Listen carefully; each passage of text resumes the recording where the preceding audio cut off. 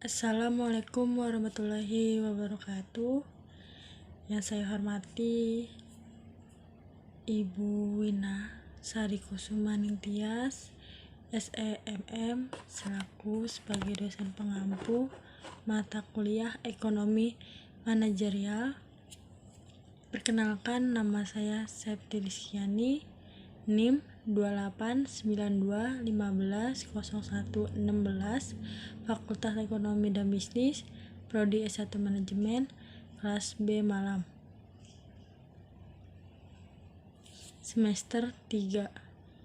Pada hari ini saya akan menayangkan hasil presentasi yang saya buat tentang oligopoli dan arsitektur perusahaan.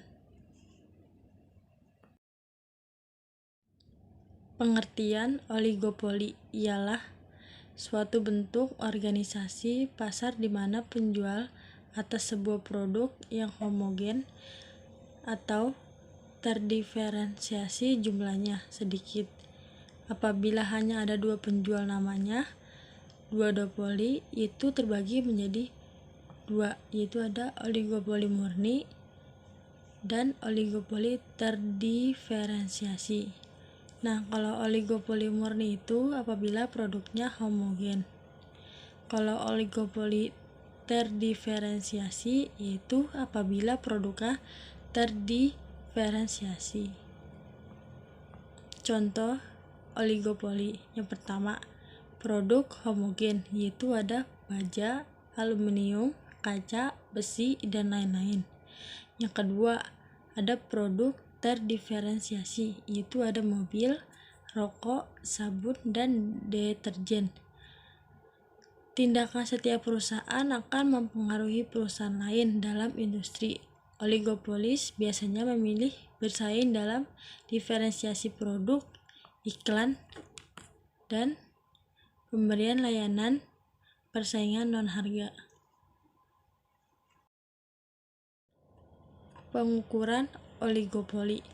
Yang pertama, rasio konsentrasi. Rasio ini mengukur persentase penjualan total yang dilakukan oleh 4, 8, 12 perusahaan terbesar terhadap total penjualan dalam industri. Rasio di atas 50-60 adalah oligopoli. Yang kedua, indeks Herfindah. Indeks ini dihitung dengan menjumlahkan nilai kuadrat pangsa pasar semua perusahaan dalam pasar. Model Carnot adalah salah satu model ekonomi untuk menjelaskan pasar oligopoli.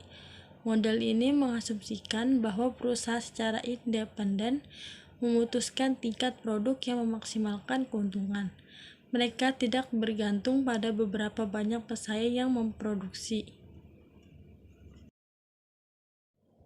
Selanjutnya, karakteristik model Carnot, yaitu asumsi dasar model Carnot sehingga semua perusahaan akan mengambil keputusan dengan mempertimbangkan output pesaingnya tanpa menyadari bahwa gerakan mereka masing-masing menjadi dasar pengambilan keputusan pesaingnya.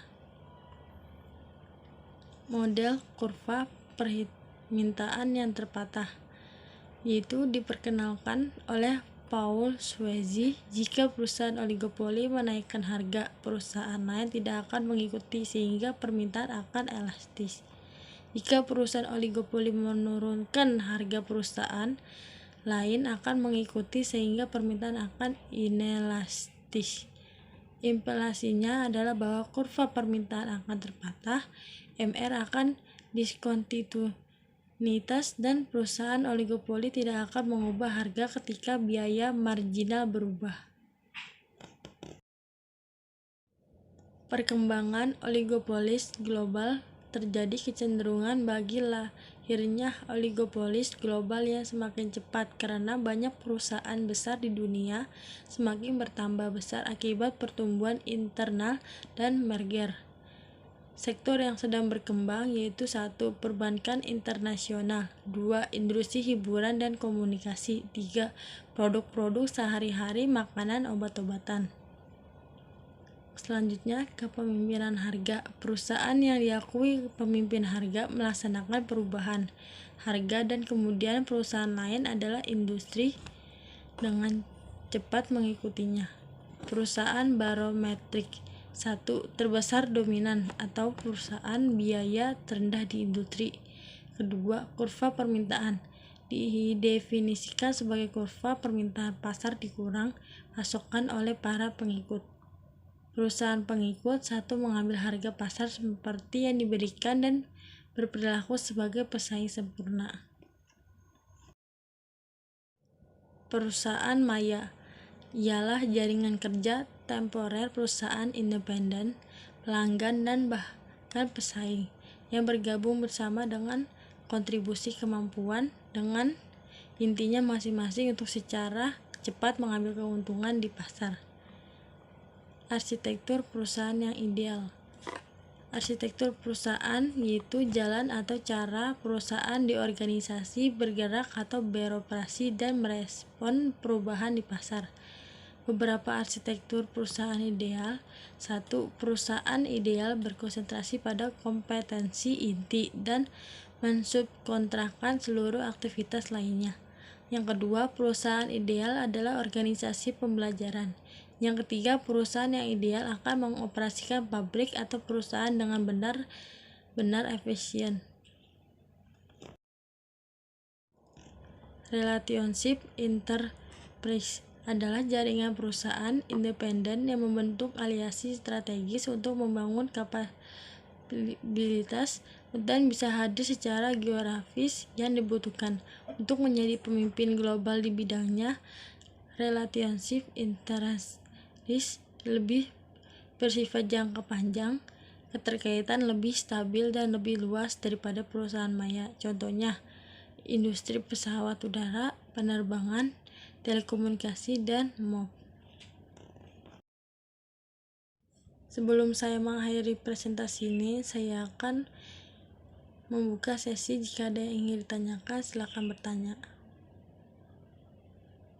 Semoga dengan presentasi ini dapat menambah wawasan Anda, dan apabila ada tutur kata saya yang kurang berkenan di hati Anda, mohon dimaafkan.